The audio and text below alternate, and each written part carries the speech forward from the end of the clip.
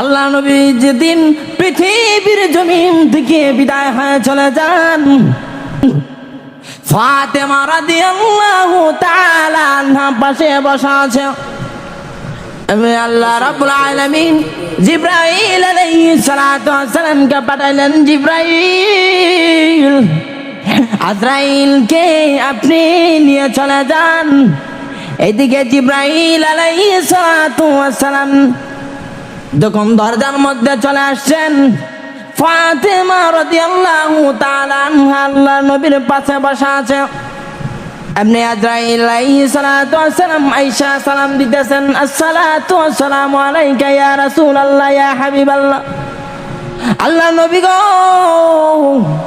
যখন এইভাবে সালাম দিলেন, এমনি আল্লাহ নবী ফাতেমা রাদিয়াল্লাহু তাআলা আনহাকে বলতেছেন, ও মা ফাতেমা, ফাতেমা রে দেখে দরজার মধ্যে সালাম দেয়।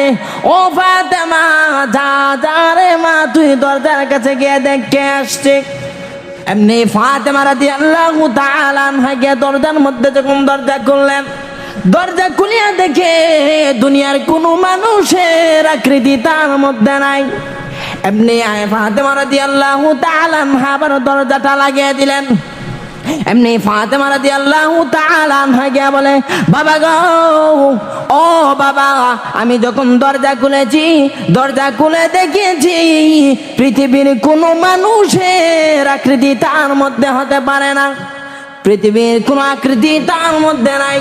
ও বাবা, আমি বুঝতে পেরেছি গো, দুনিয়ার কোনো মানুষ আসে নাই। এমনি জিবরাইল আলাইহিস সালাতু ওয়াস সালাম বলতেছেন, ইয়া রাসূলুল্লাহ ইয়া হাবিবাল্লাহ, আল্লাহ নবী গো, ও নবীজি, আল্লাহ রাব্বুল আলামিন বলেছেন এই পৃথিবীর জমিনে থাকার চেয়ে আল্লাহর কাছে যাওয়াটাই আপনার কাছে সবচেয়ে উত্তম। ও নবীজি, এই মুহূর্তে যদি আপনি চান পৃথিবী ছেড়ে চলে যাইতে চান, তাহলে সেটা অসম্ভব। আর যদি চান এই পৃথিবীর জমিনে থাকতে, সেটাও আল্লাহ রাব্বুল আলামিন আপনাকে অনুমতি দিয়েছে। আরে আল্লাহ নবী, বিশ্ব নবী ও রাহমাতুল লিল আলামিন ফাতেমাকে বলে, ও মা ফাতেমা, ও ফাতেমা, দরজাটা খুলে দে রে মা, খুলে দে। ও মা ফাতেমা, যেই ব্যক্তি পারমিশন নিয়ে রুমের মধ্যে প্রবেশ করতেছে রে মা, আর পৃথিবীর কারো কাছে পারমিশন নিয়ে যান না। এটা হচ্ছে আল্লাহ নবীর একটা মুজিজা। আজরাইল আলাইহিস সালাতু ওয়াস সালাম এবার সালাম দিয়ে ঢুকলেন। আল্লাহ নবী, বিশ্ব নবী রাহমাতুল লিল আলামিন এইদিকে অসুস্থ আছেন। ফাতেমা রাদিয়াল্লাহু তাআলা আনহা বলেন, বাবা গো, ও বাবা, আপনি এইদিকে অসুস্থ আছেন, এইদিকে আপনি বিছনার মধ্যে শায়িত আছেন, আজরাইল কেন আসছে আমি বুঝতে পেরেছি। না, আমি দরজা খুলব না, আমি অনুমতি দেব না। এমনি আল্লাহর নবী, বিশ্ব নবী রাহমাতুল লিল আলামিন বলেন, রে মা, ও মা ফাতেমা, শুন, তুই যদি তাকে অনুমতি না দেস রে মা, সে প্রবেশ করবে, কোনো পারমিশন নিবে না। এর জন্য রে মা, তুই দরজাটা খুলে দে, তুই দরজাটা খুলে দে রে মা। পারমিশন নেওয়াটাই হলো তোর বাবার একটা সম্মান। এবার আজরাইল আলাইহিস সালাতু ওয়াস সালাম যখন প্রবেশ করলেন, আজরাইল যখন প্রবেশ করলেন, আজরাইল আলাইহিস সালাতু ওয়াস সালাম এবার আল্লাহর নবীকে বলেন, ইয়া রাসূলুল্লাহ ইয়া হাবিবাল্লাহ, আল্লাহর নবী গো, ওগো নবীজি, আপনি যদি অনুমতি দেন, এই মুহূর্তে আপনার জান কবজ করে নিয়ে চলে যাব। আল্লাহর নবী, বিশ্ব নবী রাহমাতুল লিল আলামিন কোনো কথা বলেন না, চুপ হয়ে আছেন, চুপ হয়ে আছেন। এমনি আল্লাহ রাব্বুল আলামিন জিবরাইল আলাইহিস সালাতু ওয়াস সালামকে বলেন, রে জিবরাইল, ও জিবরাইল, যাও যাও যাও, আমার বন্ধু কেন পারমিশন দিতেছে না, তুমি জিজ্ঞাসা করে আসো। আবার জিবরাইল আলাইহিস সালাতু ওয়াস সালাম এবার আয়েশা বলতেছেন, ইয়া রাসূলুল্লাহ ইয়া হাবিবাল্লাহ, ওগো নবীজি, আপনি কেন কথা বলেন না, আপনি কেন পারমিশন দিতেছেন না? এমনি আল্লাহর নবী, বিশ্ব নবী রাহমাতুল লিল আলামিন বলেন, ও ভাই জিবরাইল, শুন রে শোন, আমি নবীজি কিভাবে অনুমতি অনুমতি দিব রে, কিভাবে আমি অনুমতি দেব? ও জিবরাইল, তুমি ভালো করে শোনো, এতদিন এই পৃথিবীর জমিনে আমি আমার উম্মতের জিম্মাদার ছিলাম। এই মুহূর্তে যদি আমি এই দুনিয়া থেকে বিদায় হয়ে চলে যাই, তাহলে আমার উম্মতের জিম্মাদার কে হবে? যতক্ষণ পর্যন্ত আমার উম্মতের জিম্মাদার কেউ না হবে, ততক্ষণ পর্যন্ত আমি নবীজি আমার জান নেওয়ার জন্য অনুমতি দেব না। শুধু কি তাই না, জিবরাইল আলাইহিস সালাতু ওয়াস সালাম আল্লাহর কাছে চলে গেলেন, গিয়ে বলতেছে, আগর রব্বে কারীম দয়াময় আল্লাহ, আপনার হাবিব বলেছেন এতদিন এই পৃথিবীর জমিনে আপনার হাবিব ছিল, আপনার হাবিব উম্মতের জিম্মাদার ছিল। এখন যদি এই মুহূর্তে আপনার নবী দুনিয়া থেকে বিদায় হয়ে চলে আসে, আপনার নবীজির উম্মতের ফয়সালা ফায়দা কে জিম্মাদার কে হবে? যতক্ষণ পর্যন্ত এর একটা ফয়সালা না হবে, ততক্ষণ পর্যন্ত আল্লাহর নবী আপনার নবী জান কবজের অনুমতি দিবেন না। শুধু কি তাই, এমনি আল্লাহ রাব্বুল আলামিন জিবরাইল আলাইহিস সালাতু ওয়াস সালামকে বলেন, জিবরাইল যাও রে, গিয়ে বলবা আল্লাহ আমার হাবিব যদি চলে আসে, আমার হাবিব আসার মুহূর্ত থেকে আমি আল্লাহ রাব্বুল আলামিন প্রত্যেকটা উম্মতের জিম্মাদারি গ্রহণ করে নিলাম। শুধু কি তাই না, আল্লাহ নবী বিশ্ব নবী রাহমাতুল লিল আলামিন যখন দুনিয়া থেকে বিদায় হয়ে চলে যাবেন, এমনি যখন ওই কথা বললেন, আল্লাহ নবীর চক্ষু মুবারক বেয়ে পানি পড়তে লাগলেন। এমনি জিবরাইল আলাইহিস সালাতু ওয়াস সালাম জিজ্ঞাসা করেন, ইয়া রাসূলুল্লাহ, ইয়া হাবিবাল্লাহ, আপনি কেন কান্না করেন? ইয়া রাসূলুল্লাহ, ইয়া হাবিবাল্লাহ, আল্লাহ নবী গো, আপনি কেন কান্না করেন? আমি বুঝতে পেরেছি গো, আপনার নাতি মোদয় হাসান আর হুসাইনের জন্য কান্না করেন। এমনি আল্লাহর নবী বলেন, না, আমি হাসান আর হুসাইনের জন্য কান্না করি না। এমনি বলতে, তাহলে কার জন্য কান্না করেন?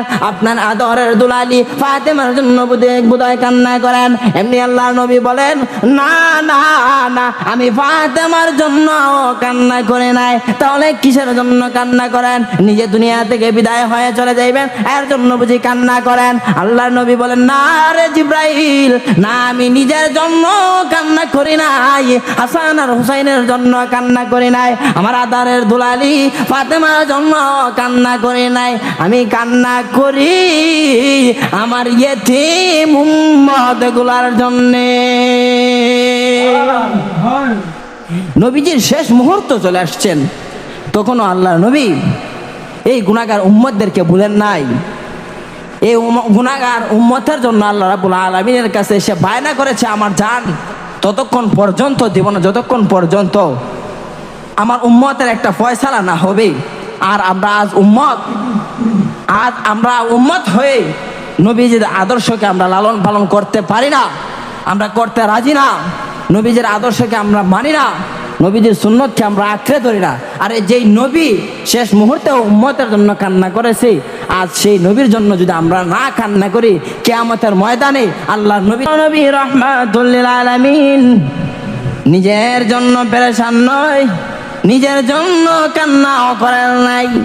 সমস্ত নবী রাসূলরা জান্নাতের দিকে দৌড়ায়, জান্নাতের দিকে দেখুন দৌড়ায়, জান্নাতের গেটের মধ্যে গিয়া যখন জান্নাতের প্রহরীদেরকে ডাক দিবেন, কে রে এই গেটের মধ্যে কে আছো, দরজাটা খুলে দাও, গেটটা খুলে দাও।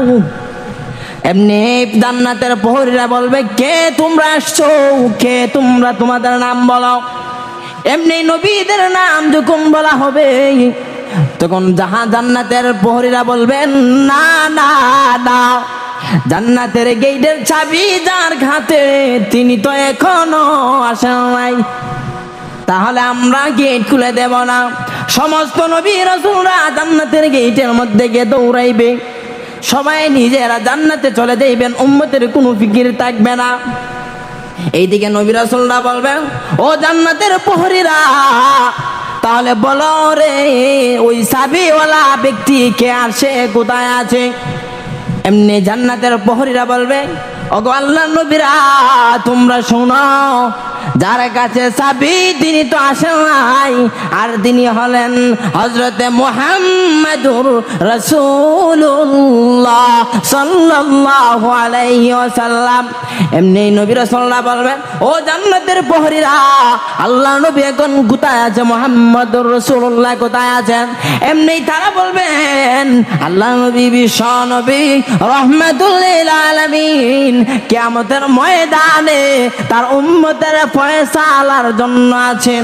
এমনি আল্লাহ নবীর কাছে গিয়ে বলবেন, ইয়া রাসূলুল্লাহ, ইয়া হাবিবাল্লাহ, ওগো নবীজি আপনি আসুন না কেন, আপনি আসেন, আমরা জান্নাতের মধ্যে প্রবেশ করব। এইদিকে আল্লাহ নবী বিশ্ব নবী রাহমাতুল লিল আলামিন হাসরের ময়দানে দৌড়াইতে থাকবেন। কেউ কেউ বলতেছে আল্লাহ নবীকে কে পেয়েছেন, তারা শেষদারত অবস্থায় আছে। শেষদারত অবস্থায় সবাই ইয়া নাফসি বলবেন, আর আপনার আমার নবী বিশ্ব নবী রাহমাতুল লিল আলামিন বলবেন, ইয়া উম্মতি, ইয়া উম্মতি, আমার উম্মতের কি উপায় হবে? শুধু কি তাই না, না না, আল্লাহ নবী বিশ্ব নবী রাহমাতুল লিল আলামিন একবার দৌড়াইবে ফুলসিরাতের কাছে। আমার কোন উম্মত ফুলসিরাতের মধ্যে ধরা পড়ে যায়, আমার কোন উম্মত ফুলসিরাতের মধ্যে আটকা পড়ে যায়, আমার ওই উম্মতকে আমি ফুলসিরাতের ফুল পার করার ব্যবস্থা করতে হবে। শুধু কি তাই না, না না, আরেকবার আল্লাহর নবী মিজানের কাছে দৌড়ায়। কেন মিজানের কাছে দৌড়ায়? আমার কোন উম্মত মিজানের পাল্লায় আমল বাড়ি হননি কি কমে যায়, আর পাপের পাল্লা বাড়ি হয়ে যায়, ধরা পড়ে যাবে, আমার ওই উম্মতকে ওই জায়গা থেকে আমি ছুটে আনতে হবে। শুধু কি তাই না, আল্লাহ নবী আরেকবার সে হাসরের ময়দানে দৌড়াইতে থাকবে। আমার কোন উম্মত, আমার কোন উম্মত এই সূর্যের নিচে আছে, আশ্রয় পাইছে কিনা সেই দিকে দৌড়াইতে থাকবে। শুধু কি তাই না, আল্লাহর নবী আবার হাউজে কাউসারের কাছে দৌড়ায়। আমার কোন উম্মত হাউজে কাউসারের পানি খাওয়া থেকে মাহরুম হয়ে যাবে, এর জন্য আল্লাহর নবী হাউজে কাউসারের কাছে দৌড়ায়। আমার কোন উম্মত হাউজে কাউসারের পানি খাওয়াতে মাহরুম হয়ে যাবে, এমন একটা অবস্থা হয়ে যাবে। হাসরের ময়দান যখন কায়েম হয়ে যাবে, আল্লাহ রাব্বুল আলামিন আল্লাহ নবী বিশ্ব নবী রাহমাতুল লিল আলামিন কে বলবেন, ওগো নবীজি, ইয়া রাসূলুল্লাহ, ইয়া হাবিবাল্লাহ, ওগো নবীজি এবার আপনি শান্ত হন, এবার আপনি শান্ত হন, আপনার আবদার আমি পূরণ করব। আপনি এবার মাথা উঠান, আপনি একবার পেরেশানি বন্ধ করেন। আল্লাহর নবী বিশ্ব নবী রাহমাতুল লিল আলামিন বলবেন, ও রব্বে কারীম আল্লাহ, না না না না, আমি কান্ত হব না, আমি থামব না, আমার যতক্ষণ পর্যন্ত সমস্ত উম্মত জান্নাতে না যাবে আমি ততক্ষণ পর্যন্ত থামব না। এবার আল্লাহ রাব্বুল আলামিন বলবেন, ইয়া রাসূলুল্লাহ, ইয়া হাবিবাল্লাহ, ওগো নবীজি আপনি যা বলবেন এবার তা মানা হবে, আপনি যা চাইবেন তা পাইবেন। ইয়া রাসূলুল্লাহ, ইয়া হাবিবাল্লাহ, আল্লাহ নবী গো আপনি বলুন আপনার কি প্রয়োজন, সব পূরণ করা হবে। এবার জান্নাতের জাহান্নামের ফেরেশতা, জান্নাতের ফেরেশতাদেরকে ডাকবেন, ও জান্নাতের ফেরেশতারা, জান্নাত থেকে একটা রুমাল নিয়ে আসো, জান্নাত থেকে একটা রুমাল নিয়ে আসবেন। আসার পরে আল্লাহর নবী বিশ্ব নবী রাহমাতুল লিল আলামিনের চোখের সামনে এইভাবে পর্দাটা ধরে রাখবেন, আর পর্দার আড়ালে যত গুনাহগার আছে সবাই ঝরে পড়ে যাবে, আর যারা নেককার আছে সবাই ডান দিকে চলে আসবেন। এবার আল্লাহর নবী বিশ্ব নবী রাহমাতুল লিল আলামিনকে বলবেন, ইয়া রাসূলুল্লাহ, ইয়া হাবিবাল্লাহ, ওগো নবীজি আপনি তাকায়া দেখেন আপনার যে উম্মতগুলা আপনার চোখের সামনে পড়বে, আপনার চোখে যেই পরিমাণ দেখা যায়, যতক্ষণ পর্যন্ত আপনার চোখের ইশারা যাবে, যতক্ষণ পর্যন্ত আপনার ওজনে দেখা যাবে, এর ভিতরে যত উম্মত থাকবে আমি আল্লাহ রাব্বুল আলামিন তাদেরকে জান্নাতি ঘোষণা করে দিব। যখন এই কথা বললেন, আল্লাহ নবী বিশ্ব নবী রাহমাতুল লিল আলামিনের চোখের সামনে একটা পর্দা ধরে রাখলেন। ওই পর্দার আড়ালে জাহান্নামীরা গুনাহগারের আলাদা হয়ে যাবে, জান্নাতীরা আলাদা হয়ে যাবে। যখন আল্লাহ নবীকে বলবে, ইয়া রাসূলুল্লাহ, ইয়া হাবিবাল্লাহ, ওগো নবীজি আপনি বলেছেন আর আপনার কোনো উম্মত নাই, শেষ। হ্যাঁ ঠিক আছে, তাহলে আল্লাহ নবী যখন এই কথাটা বলবেন, আল্লাহ রাব্বুল আলামিন ফেরেশতাকে হুকুম দিবেন, আরে ফেরেশতারা, ও ফেরেশতারা, আমার হাবিবের চৌকের সামন থেকে পর্দাটা সরায়া নেও।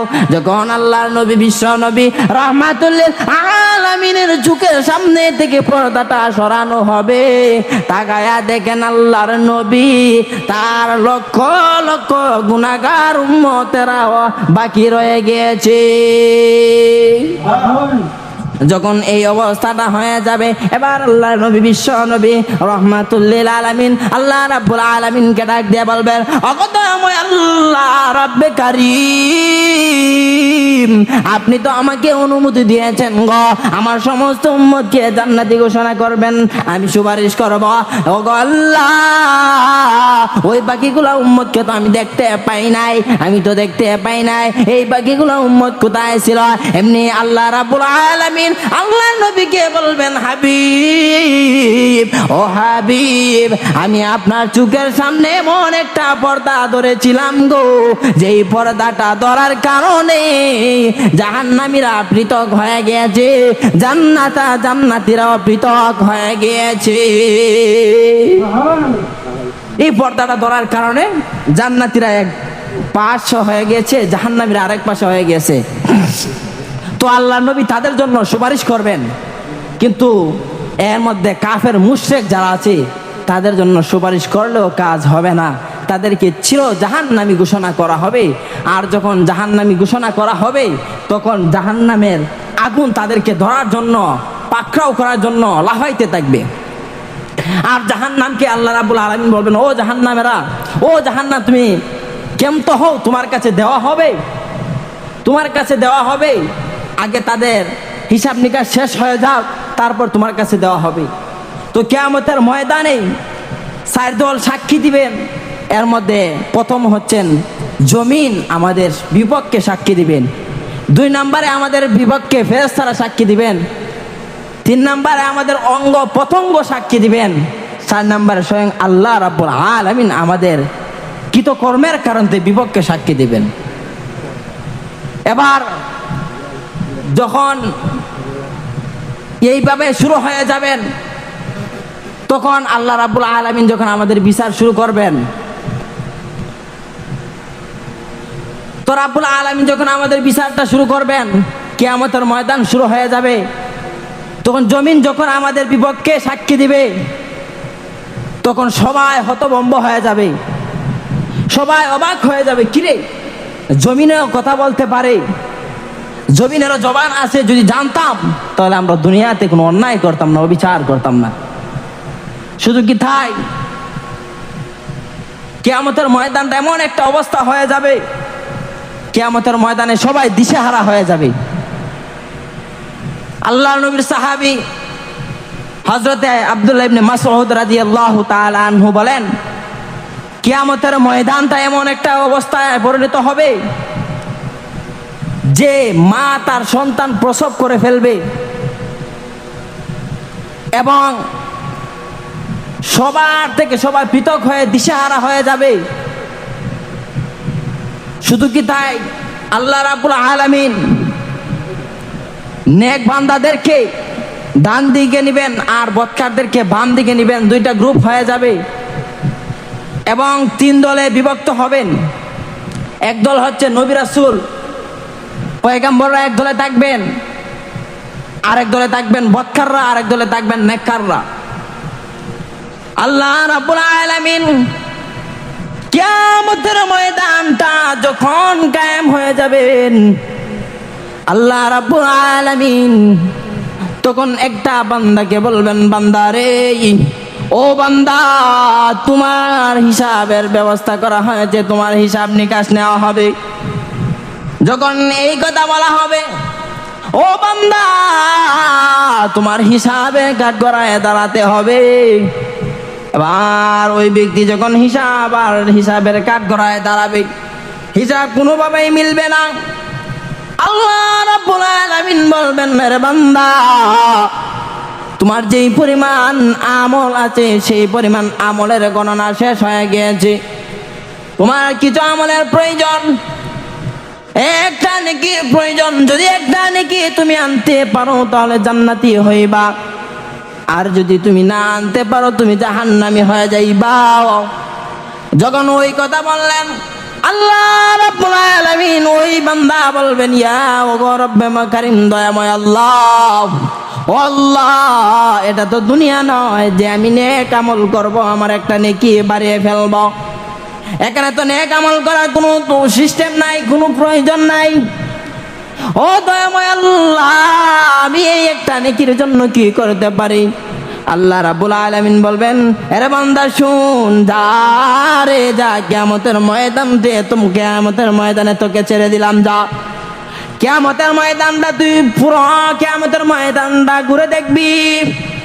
কে তোকে একটা নেকি দেয়, কে তোকে একটা নেকি দেয়, তুই যা তার কাছ থেকে নেকি নিয়ে চলে আস। এমনি আল্লাহ রাব্বুল আলামিন যখন ওই কথা বলবেন, ওই ব্যক্তি কিয়ামতের ময়দানে দৌড়াইতে থাকবেন।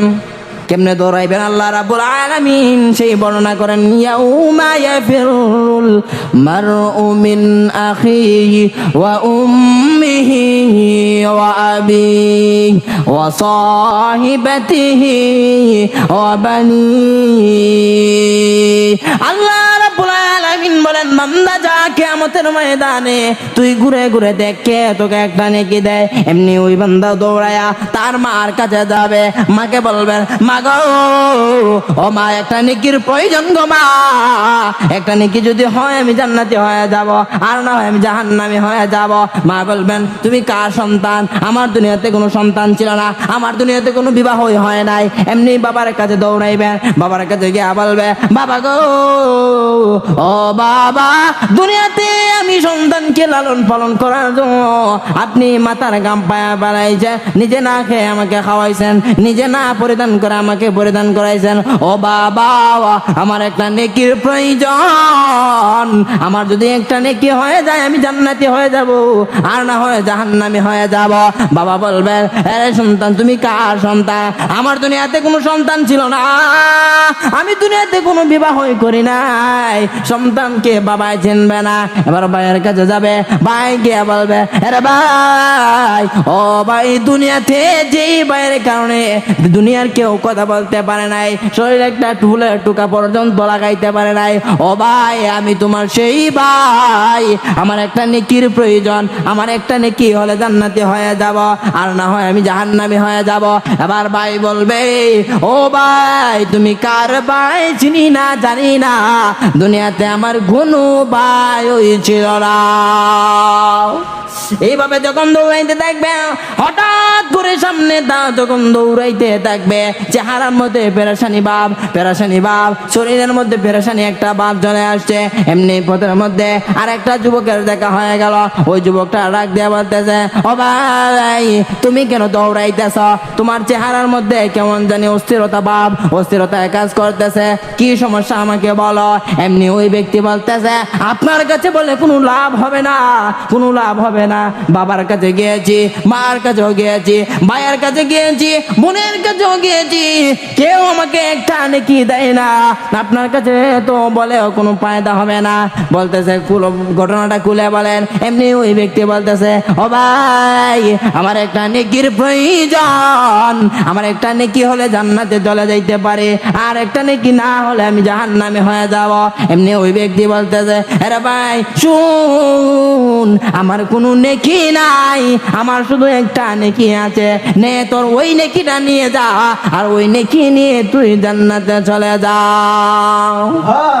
যখন ওই কথা বলবেন, ওই ব্যক্তির মুখের মধ্যে হাসি চলে আসবে, ওই ব্যক্তি দৌড়াইবেন, তার মুখটা খুশি দেখে আল্লাহ রাব্বুল আলামিন ওই বান্দাকে ডাক দেয়া বলবে, আরে আব্দুর রহমান, তোর মুখের মধ্যে তো হাসি দেখতেছি, তোর মুখের মধ্যে হাসি কারণ কি? বলতেছেন, ও দয়াময় রব্বে কারীম আল্লাহ, আমাকে তো একটা নেকি দিয়েছে, এর জন্য বুঝি তুমি ফেলবেলা। তোমাকে কে দিয়েছে? তাকে ডাকো। তুমি তাকে ডাকে।